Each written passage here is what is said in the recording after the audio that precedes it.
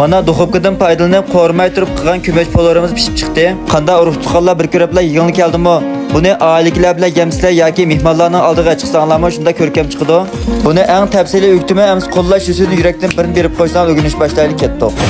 Avval go'rishni oldin sug'urchilab olamiz. Ishlatganim bo'lsa Al-Nurininki bulg'animdan xoli bo'lgan shalgili go'shti.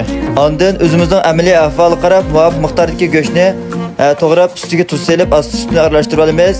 Keyindan inchik qilib to'g'rab olgan sabzi, piyoz, oldin sug'urchilab olgan guruch va may qo'yib olamiz. Ishlatganim bo'lsa Al-Nurining xomashiyani Ispaniyadan import qilib 100% saf holatda ishlab chiqargan zaytun mayi.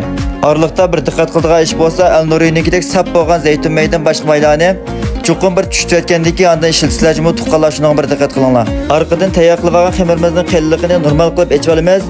Cho'ng kishilikni bo'lsa o'zimizning duxovkamizning lisliga maskaga ahvolda echib olsak bo'ldi.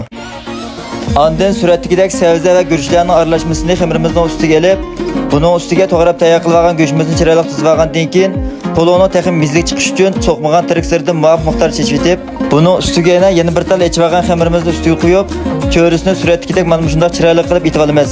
Arliq ko'rib bir şey kepsizlar urug' tuqqanlar qo'llash ustidan yurakdan birini bagaj ko'rsanglar qo'llagan qo'llaringlar rahmat.